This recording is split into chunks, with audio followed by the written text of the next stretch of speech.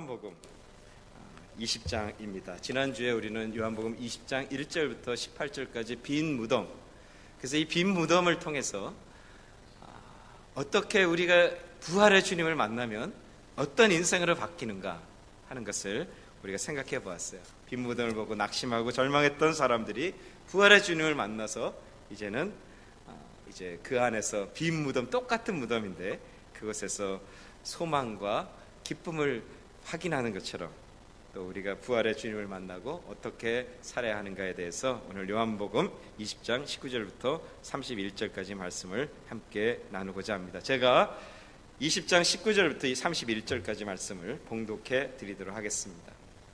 하나님의 말씀입니다. 이날 곧 안식 후 첫날 저녁 때에 제자들이 유대인들을 두려워하여 모인 곳에 문을 닫았더니 예수께서 오사 가운데 서서 가라사대 너에게 평강이 있을지어다. 이 말씀을 하시고 선과 옆구리를 보이시니 제자들이 주를 보고 기뻐하더라. 예수께서 또 가라사대 너에게 평강이 있을지어다. 아버지께서 나를 보내신 것 같이 나도 너희를 보내로나. 이 말씀을 하시고 저희를 향하사 숨을 내쉬며 가라사대 성령을 받으라. 너희가 네 죄든지 사하면 사하여질 것이요 네 죄든지 그대로 두면 그대로 있으리라 하시니라. 12 제자 중 하나인 디두모라 하는 도마는 예수 오셨을 때 함께 있지 아니한지라. 다른 제자들이 그에게 이르되 우리가 주를 보았노라 하니 도마가 가로되 내가 그 손에 못자국을 보며 그 손가락을 그 못자국에 넣으며 내 손을 그 옆구리에 넣어 보지 않고는 믿지 아니하겠노라 하니라. 여드레를 지나서 제자들이 다시 집 안에 있을 때 도마도 함께 있고 문들이 닫혔는데 예수께서 오사 가운데 서서 가라사대 너에게 평강이 있을지어다 하시고 도마에게 이르시되 내 손가락을 이리 내밀어 내 손을 보고 내 손을 내밀어 내 옆구리에 넣어보라. 그리하고 믿음 없는 자가 되지 말고 믿는 자가 되라. 도마가 대답하여 가라되 나의 주시며 나의 하나님이시니이다. 예수께서 가라사대 너는 나를 본고로 믿느냐? 보지 못하고 믿는 자들은 복되도다 하시니라. 예수께서 제자들 앞에서 이 책에 기록되지 아니한 다른 표적도 많이 행하셨으나 오직 이것을 기록함은 너희로 예수께서 하나님의 아들 그리스도이심을 믿게 하려 함이요 또 너희로 믿고 그 이름을 힘입어 생명을 얻게 하려 함이니라. 아멘.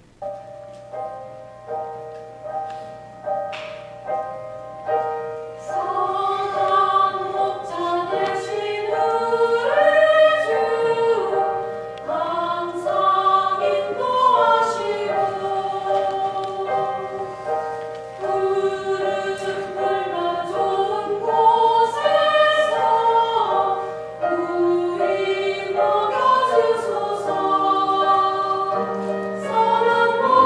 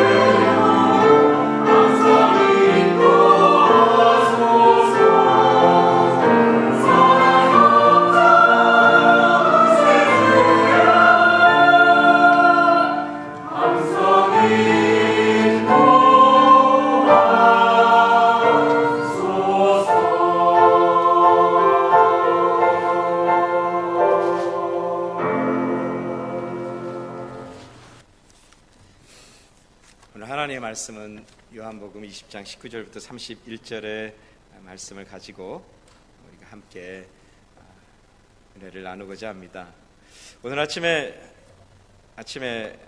일어나서 주일 준비를 하다가 6시가 좀 지나서 뉴스를 보게 되었습니다. 항상 습관처럼 이제 날씨가 어떤지 이런 것 때문에 뉴스를 보게 됩니다. 뉴스를 보게 되는데 그 중에 갑자기 눈에 뜨는 뉴스가 하나가 들어왔습니다. 그 뉴스는 무엇이냐 하면 어젯밤에 한 가정이 불이 나버렸어요. 그 불이 나가지고 그 식구들이 그냥 몸만 나온 것입니다. 그리고 다 전소해서 이 불에 탄 집에서 아무것도 가져 나올 수 없는 그런 상태가 되어 인터뷰를 하면서 우리는 전부 모든 걸 다 잃었습니다 라고 이제 어린아이로부터 어른에 이르기까지 그 패밀리가 이야기하는 것을 들었습니다. 그러면서 이제 급하게 나오는데 박스 하나만 딱 가져간 거예요. 그 박스가 뭐냐면 그 중에 둘째 아이 장난감만 들어있는 박스만 딱 거기에 가지고 나온 것입니다. 그 뉴스를 아침에 보면서 그런 생각을 했습니다. 그 사람들이 어젯밤 잠을 들 때 그 다음날 24시간도 되지 않은 한 밤의 끝점에서 이런 일이 우리 가정에 일어날 거라고 누가 생각했을 것인가? 아무도 생각하지 못했을 것입니다. 그래서 곰곰이 그 뉴스를 보고 이제 교회를 향해 이렇게 준비하고 오면서 은혜가 아니면 과연 우리는 12시간 후도 내다볼 수 없고 그 가정은 어제 디너를 먹으면서 우리는 또 다른 내일 아침을 기대하고 즐거운 시간을 보냈을 것입니다. 근데 그들은 모든 걸 다 잃어버렸다고 뉴스 미디어를 통해서 또 이렇게 소식을 전하는 그런 대상의 사람이 되어버렸다는 것입니다. 오늘 저와 여러분들이 하루하루를 살아갑니다. 과연 우리 앞에 어떤 일이 있을 것인지 우리는 알지 못하지만 한 가지 변하지 않는 거 하나가 있다면 그것은 은혜의 주님 안에 은혜 받고 살고 있다는 이 사실 하나는 변하지 않는다는 것입니다. 오늘 제자들도 마찬가지입니다. 그렇게 따랐던 예수 그리스도가 어느 날 갑자기 체포당할 것 같지 않았는데 위기당당하게 나귀를 타고 모든 사람이 호산나 호산나 부르는 그 예루살렘 안으로 입성한, 그래서 모든 사람이 이는 메시아요 다윗의 아들이라고 고백했던 그게 불과 며칠 전 이야기인데 붙들려서 십자가 못 박혀 죽은 그 모습, 하루아침에 그들의 꿈이 산산조각난 그 현실을 맞는 제자들의 이야기를 오늘 우리는 요한복음 20장을 통해서 보고 있는 것입니다. 오늘 우리는 우리의 삶을 예기치 않은 상황을 만날 수도 있습니다. 그런데 어떤 모습으로 오늘 우리는 우리의 삶을 바라볼 것인가에 대해 본문의 말씀을 통해서 좀 생각해 보려고 합니다. 지난주에 우리는 빈 무덤의 사건을 생각해 보았습니다. 빈 무덤, 정말로 청천벽력 같은 정말로 절망의 순간, 예수가 죽었다는 것, 그렇게 3년 동안 쫓아냈던 그 예수가 죽었어요. 불과 며칠 전만 해도 그렇게 당당했던 예수가 죽었어요. 그리고 빈 무덤, 소망이 없는 무덤. 그런데 그들이 지난주에 말씀을 우리가 나눴지만 부활의 주님을 만나니 그 무덤은 절망이 아니라 그 빈 무덤, 똑같은 무덤 속에서 그들은 소망이요 부활하신 주님의 부활을 증거할 수 있는 인생이 되었다 하는 것입니다. 오늘 본문에도 마찬가지죠. 본문의 19절의 말씀에 여러분 보시죠. 제자들이 듣긴 들었어요. 예수가 살아있다는 이 사실도 들었지만 19절 말씀 한번 볼까요? 이튿날 곧 안식 후 첫날 저녁 때에 제자들이 유대인을 두려워했다 그렇게 말합니다. 이게 유대인에게 걸리면 이게 좀 뭔가 문제가 생길 것 같은 거예요. 예수라는 그 이름 때문에 우리가 뭔가 어떻게 될지 모르는 불안함 때문에 문을 닫아버리고 있었습니다. 근데 그 속에 이제 예수님이 나타나서 오늘 일어난 일들이 있죠. 그리고 나서 오늘 본문은 그로부터 일주일에 지난 이야기까지 기록하고 있습니다. 벌벌벌 떨고 있는 예수님의 제자들이 부활한 주님을 만나고 막 기쁨이 있는 거예요. 뭔가 막 변화가 생겼어요.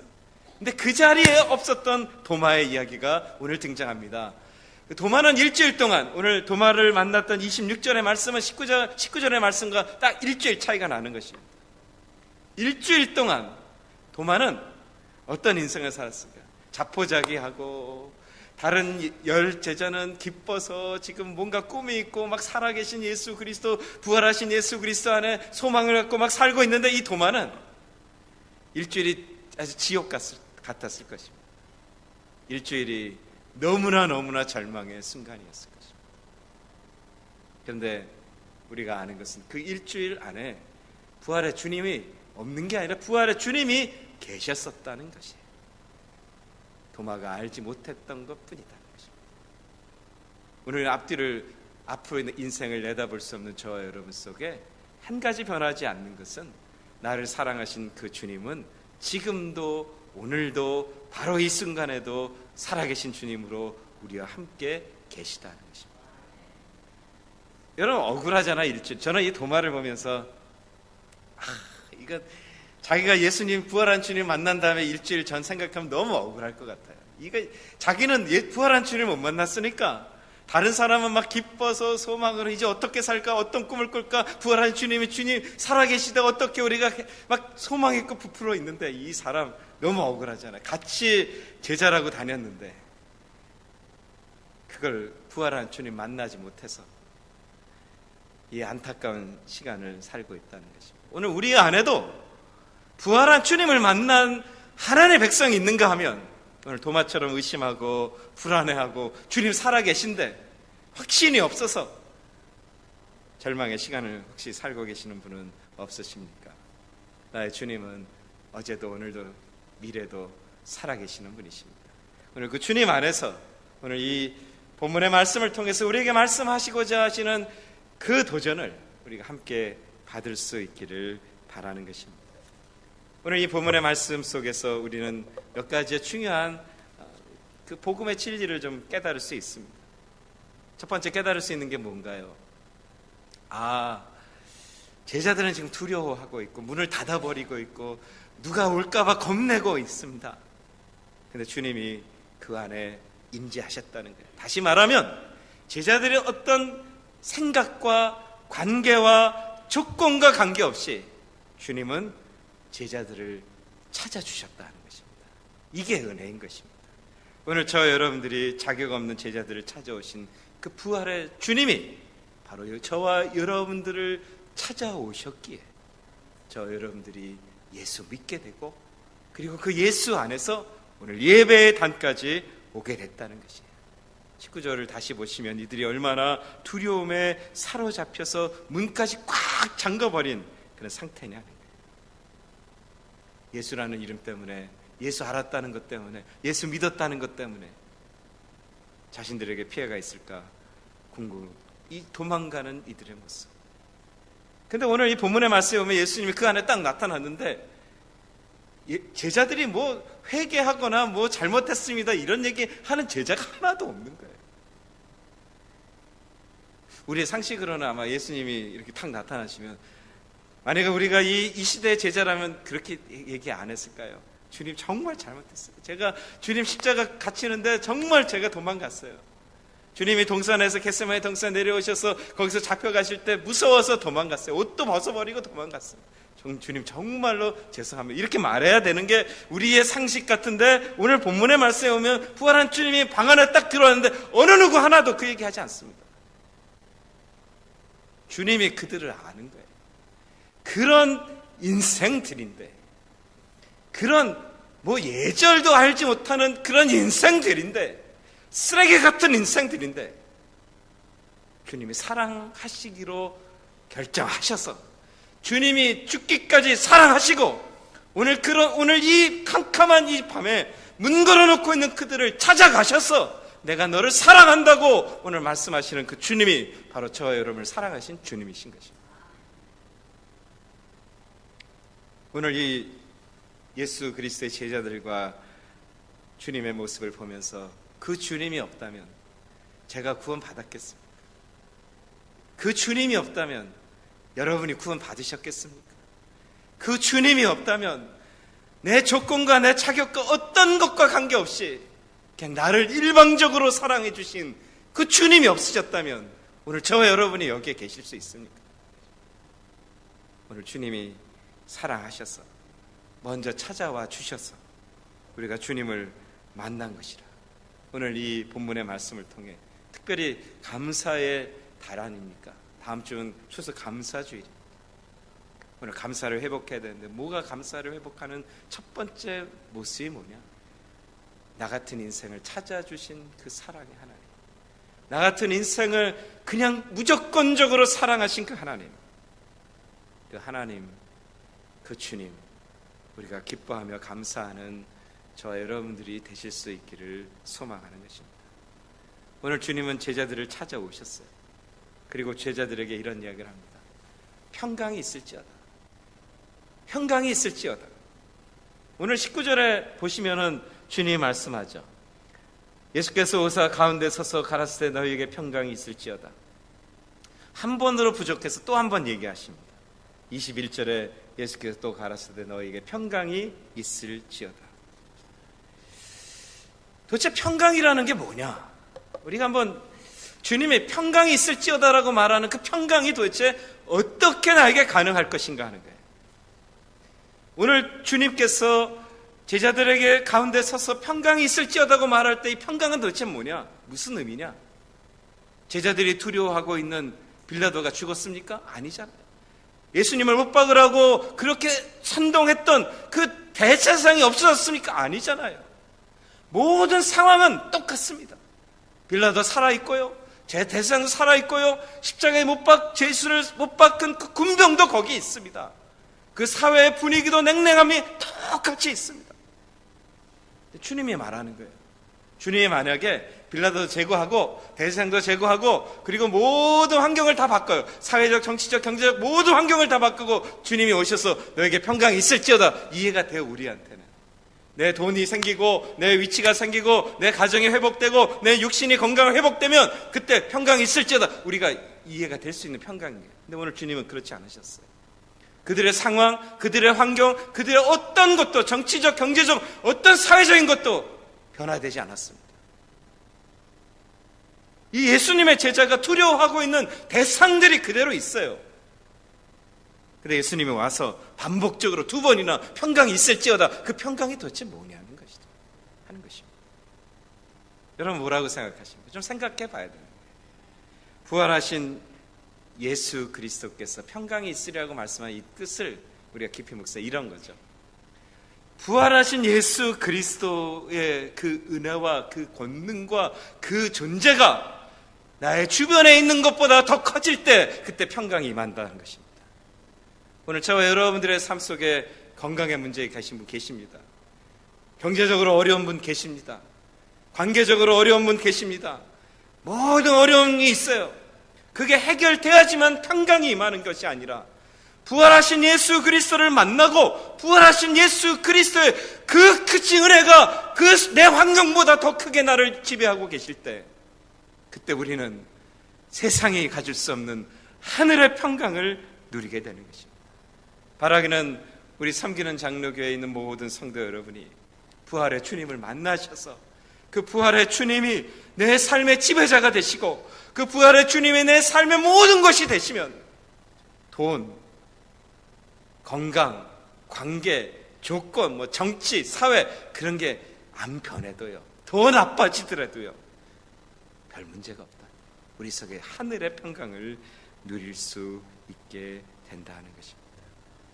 오늘 저와 여러분 교회들이요 환경이 두렵고 사회가 두렵고 그리고 정치적인 것 이런 것이 두려워서 세상과 타협해버리는 것이 그리스도인들이 세상과 타협해버린 거예요. 제가 지난주에 몇 번 모임에서 그런 이야기를 드린 적이 있습니다. 10년 전에는요 이 미국 땅에 동성애 결혼이 합법화된 주가 없습니다. 10년 전에는 그것 때문에 막 싸웠어요. 그리스도인들이 가서 막 기도하고 싸우고 그러니까 법안을 냈다가 위드드로하고 법안을 냈다가 막 그렇게 싸움이 있었던 그런 때가 10년 전에 얘기예요. 근데 여러분 교회가 세상과 타협하고 그리스도인들이 세상을 두려워하고 사회를 두려워하고 이 흘러가는 사조를 두려워하게 되니까 오늘 2012년 선거가 끝나고 뚜껑을 열어보니 50개 중에 10개 주가 동성 결혼을 찬성하게 된 땅이 돼버린 것이에요. 좀 더 시간이 가면은 더 빨리 아마 가속이 됐어요. 아마 이제 미국의 반 이상이 5년 안에 변해버릴 거예요. 왜 그렇게 됐나요? 우리 책임인 거예요. 세상이 두렵거든요. 그리고 세상 앞에 사회가 움직이고 있거든요. 그래서 거기에 타협하는 것입니다. 그러면 우리에게 평강이 있고 우리면 교회가 커지고 사람들이 모일 줄 알았죠. 오늘 저와 여러분들이 우리 이 섬기는 장로교회가 이제 몇 주년이 되나요? 2013년 5월 16일이면 20주년이 되는 것입니다. 세상이 그렇게 악해져 가고, 여러분, 동성 결혼이 인정된다는 이야기는 소돔과 고모라가 된다는 이야기예요. 그 소돔과 고모라로 변해가는 이 시대적 환경 속에 우리가 20년 동안 이 교회가 있었다는 거예요. 오늘 우리의 책임이 아니에요. 우리 그리스도인들의 책임이 아니에요. 왜요? 하늘의 평화가 없으니까. 오늘 저와 여러분들이 우리 교회가 세상과 타협하고 두려우니까 문 걸어놓고 어떻게 살아볼까 하는 거예요. 오늘 우리에게 도전하는 것입니다. 부활의 주님을 만나야 되는 것입니다. 부활의 주님을 만나서 부활의 주님 안에서 하늘의 평강을 누리면 세상에 두렵지 않은 것입니다. 이게 오늘 주님께서 본문의 말씀을 통해 감사의 제목을 차지하면 되는 저와 여러분들에게 도전하시는 말씀인 것입니다. 자, 평강이 있으라. 부활하신 주님이 너희 속에 가치로 무슨 소망으로 더 세상 것보다 충만해지면 우리는 평화가 누려지는데, 평강을 누려지는 그 백성에게 하나님이 주시는 게 하나 있어요. 그게 뭐냐면 기쁨을 주시는 것입니다.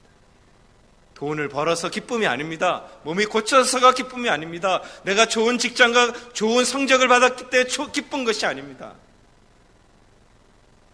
주님이 부활하신 주님을 만나고 부활의 주님이 나와 함께 하시니 내 인생의 주관자가 되니 두려움이 기쁨으로 변하게 되는 것이라. 오늘 본문의 말씀에 보면은 어떤 기쁨을 가지는 한 세 가지 기쁨에 대해서 이야기를 합니다. 첫째는 부활의 기쁨이 있었다. 죽은 자가 살아나는 기쁨. 부활의 주님을 만나면 우리에게 반드시 일어나는 기쁨이 있는데, 그것이 뭐냐면 부활의 기쁨이 있다는 거예요.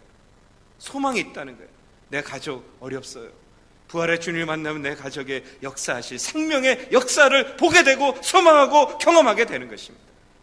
오늘 저와 여러분들의 가족과 자녀들이 죽어 있습니까? 여러분, 부활의 주님을 만나면 그 속에 역사하실 부활의 능력을 소망하고 기뻐하고 그 실체를 경험하게 되는 것이죠.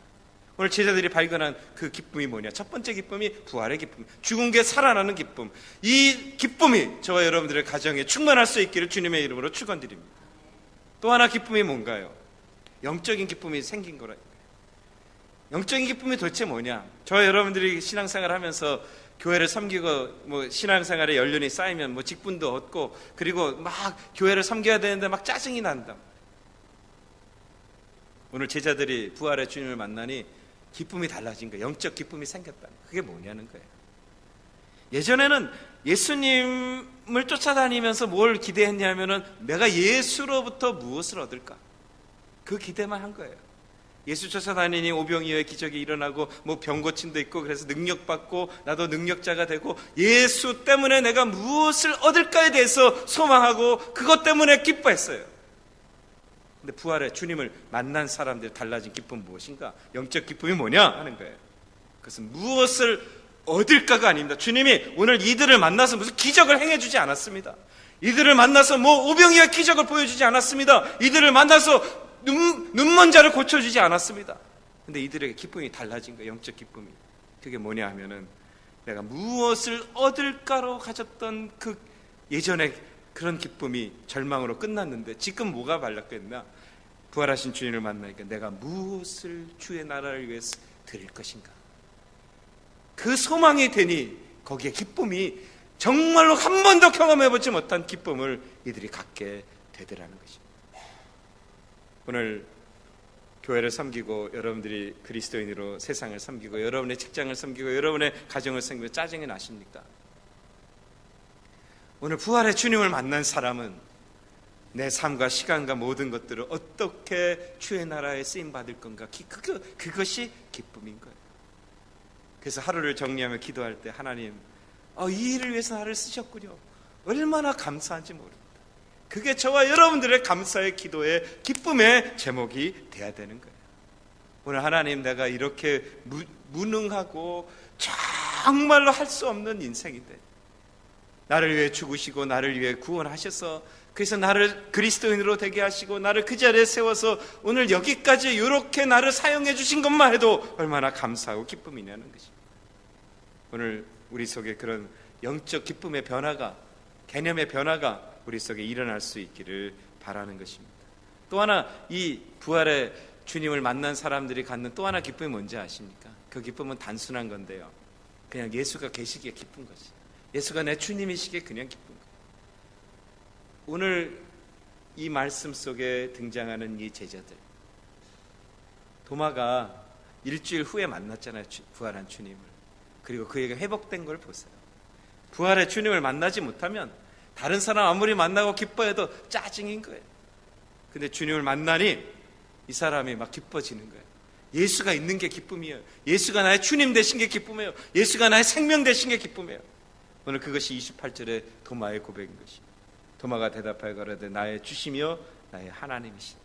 이제 그의 인생의 기쁨이 달라지게 된 것이라. 오늘 저와 여러분들이 예수 그리스도 안에서 부활의 주님을 만나면 주님이 말씀합니다.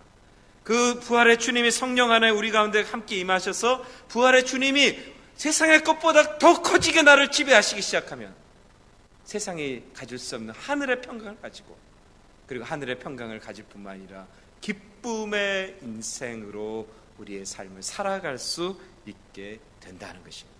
이게 오늘 본문에서 주님이 우리에게 도전하시는 거예요. 자, 그러면 하늘의 평강도, 부활의 주님을 만나서 하늘의 평강도 기쁨도 이제 갖게 됐어요. 그게 끝인가요? 주님, 그게 끝이 아니라고 말합니다. 주님은 오늘 이 제자들을 향해서 뭐라고 말하냐 하면 21절의 후반에 이렇게 이야기합니다. 아버지께서 나를 보내신 것 같이 나도 너희를 보내노라. 무슨 말이냐면 저와 여러분의 교회와 저와 여러분의 인생을 사명자로 불러주신다는 것입니다. 오늘 제자들이 그렇게 사명자로 이제 쓰임받기 시작하면서 일어난 이야기가 사도행전의 이야기인 것입니다. 오늘 저와 여러분, 우리가 별 볼일 없는 인생이 아닙니다. 하나님 주님께서 피 주시고 사 주시고 부활의 주님이 우리를 만나 주셔서 우리에게 평강을 주시고 기쁨을 주셔서 오늘 우리를 사명자의 인생으로 감당할 수 있도록 우리를 불러주셨다는 것입니다. 자, 그러면 오늘 이제 이 말씀을 통해서 그럼 사명자로 부름받은 저와 여러분들의 교회, 우리가 무엇을 위해서 결단하고 어떻게 기도해야 되는가, 두 가지만 우리가 함께 생각해 보면서 오늘 주님의 말씀으로 도전받기로 합니다. 첫 번째는 사명자에게 필요한 게 뭐냐? 성령을 받으라, 이렇게 이야기를 하십니다. 주님이 보시죠, 22절에 이 말씀을 하시고 내가 너를, 아버지께서 나를 보내신 것 같이 나도 너희를 보내노라 말씀하시고, 이 말씀을 하시고 뭐라고 말하냐 하면은 성령을 받으라 말합니다. 성령을 받으라고 우리가 뭘 몸짓하고 뭘 만들어내고 이게 아닌 거예요. 그 앞에 바로 그래서 주님 뭐라고 말하냐 하면 저희를 향하사 숨을 내쉬며, 생명의 호흡을 주님이 미리 내주시는 거예요. 그리고 우리가 하나님께서 주시는 생명의 호흡으로 부활의 주님을 만난 그 백성이 호흡만 하면 주님이 부어주신 그 영이 우리 가운데 임하게 돼서 성령의 충만한 백성이 되어서 오늘 바로 내가 너를 보낸 것 같이 그 사명자로 세상 앞에 쓰임받을 수 있게 된다는 것입니다. 이 원리가 어디 나왔나요? 창세기 2장에 나오잖아요. 하나님께서 흙으로 사람을 만드십니다. 그리고 그 안에 생명을, 혼을, 영혼을, 스피릿을 내주는 거예요. 오늘 그 그림과 오늘 이 그림이 같은 거예요. 죽은 자들이었어요. 새 창조가 어떻게 가능하는가? 우리가 어떻게 새로운 사명자로 쓰임받는가? 아담이 흙으로 만들어져서 하나님께서 후, 르하, 이 영을 넣어주시니 아담이 인간이 됐어요. 그래, 아담이 해야 되는 일이 뭔가요? 모든 세상의 창조물을 다스리고 하나님 앞에 영광을 드리는 거예요. 이사야 선지자에 말합니다. 내가 인생을 창조한 그 이유는 바로 하나님을 찬양하기 위함이라고 말씀하는 것입니다. 하나님의 위대하심을 모든 창조물을 주관하게 하셔서 하나님 앞에 영광을 돌리도록 그렇게 창조하신 것이 창조의 원리였어요. 근데 죄로 인해서 다 무너졌잖아요. 근데 오늘 이 부활하신 주님이 오늘 이 죄인 되었던 이들을 만나 주시고 오늘 이 안에 생명의 영을 넣어 주신 거예요. 여러분, 그래서 이 사람들이 어떻게 되었나요? 창조에 해야만 했던 하나님의 영광을 위해 쓰임받아야만 됐던 그 인생으로 거듭나게 돼버렸다는 거예요. 오늘 이 일을 위해서 저 여러분들이 기도하셔야 됩니다. 성령의 충만한 은혜를 나에게 충만하게 하여 주시옵소서. 그래서 저와 여러분들이 일주일의 삶을 삽니다. 왜 삽니까? 돈 벌기에 삽니까? 아닙니다. 몸이 고쳐지게 삽니까? 아닙니다. 우리가 살아가는 이유는 창조의 하나님이 아름답게 창조하셨던 것처럼 하나님의 영광을 나타내기 위해서 우리가 일주일을 사는 것입니다. 오늘 우리가 이 갈망을 가지고 주님 앞에 나아갈 수 있기를 바라는 것입니다. 또 하나 주님이 도전하신 것이 성령 충만함을 잊기 위해서 기도하라는 것이고, 두 번째는요, 도마에게 이야기한 내용을 보는 거예요. 보고 믿는 자 되지 말고 보지 않고 믿고 역사를 보는 믿음의, 진짜 믿음의 사람이 되라고 오늘 주님이 우리를 도전하고 있는 것입니다. 여러분, 이 당시 제자들은 사실은 이들보다 우리가 믿음이 좋은 것 같아요. 왜냐하면 이들은 예수님 집착 봤잖아요. 그리고 십자가에 달리신 예수도 봤잖아요. 그리고 십자가도 봤거든요. 부활하신 주님도 실제로 봤습니다. 그래서 이들은 믿는 거잖아요. 주님이 오늘 이 결론이 뭐냐 하면은, 말씀을 보시죠. 29절에 예수께서 가라사대 너는 나를 본고로 믿느냐? 보지 못하고 믿는 자들은 복되도다 하시니라. 오늘 저와 여러분들이 예수 봤나요? 못 봤어요. 예수 십자가 봤나요? 그분이 매달려 계신 거 봤나요? 못 봤어요. 빈 무덤 봤나요? 못 봤습니다. 부활한 주님 봤나요? 못 봤습니다. 근데 어떻게 믿나요? 주의 말씀을 믿는 것입니다. 성령의 놀라운 은혜로 주의 말씀을 믿고 거듭난 것이라는 거예요. 오늘 우리에게 큰 이런 포텐셜을 주셨어요. 보지 않고 믿을 수 있는, 그래서 믿음의 실체를 경험할 수 있는 저 여러분들에게 큰 은혜를 베풀어 주셨어요. 근데 희한한 것은 구원받을 때는 그런 믿음을 갖는데 이제 신앙을 갖고 몇 년 살다 보면은요, 이제 봐야 믿는 믿음으로 뒷걸음질 하더라는 거예요. 뱅크에 돈이 어카운트에 들어와야지 믿는 거예요. 무슨 조건이 해결돼야지 믿는 거예요. 근데 오늘 주님이 이 말씀을 통해 다시 우리에게 도전합니다. 너희에게는 믿음의 가능성이 있다. 보지 않고 믿는 진짜 믿음의 사람이 되어서 말씀 그대로 이루어지는 하나님의 역사를 경험하는 저 여러분들이 되실 수 있기를 소망해 보는 것입니다. 오늘 이것이 본문에서 우리가 생각해 보는 주님의 도전이에요. 빈 무덤을, 부활의 주님을 만나지 않은 빈 무덤은 절망이었는데, 부활의 주님을 만나고 똑같은 무덤을 보는데 그 안에는 부활의 증거들이 보이는 것입니다. 오늘 저와 여러분들에게 성령의 역사가 임해서 부활의 주님을 만나서 우리의 삶들 속에 일어나는 게 절망이 아니라 살아계신 주님의 증거들의 그런 놀라운 능력들을 경험하는, 확인하는 저와 여러분 되기를 소망합니다. 그리고 오늘 말씀했어요. 부활의 주님을 만나면 그 부활의 주님이 세상에 보다 훨씬 더 크시게 하늘의 평강이 임한다고 말씀합니다. 그리고 평강의 주님과 함께하니 우리에게 정말로 예수 때문에 기쁨이 넘쳐나는 그 세상 사람들이 알지 못하는 그 기쁨의 비밀이 있는 것입니다. 이 비밀을 가지고 우리 사명자로 기도하시면서요, 오늘 믿고 보고 믿고 확인하고 믿고 경험하는 저와 여러분들의 삶이 될 수 있기를 소망해 보는 것입니다. 우리 함께 그런 놀라운 진짜 믿음의 백성으로 승리하시기를 주님의 이름으로 축원드립니다. 우리 기도하십시다. 마라나타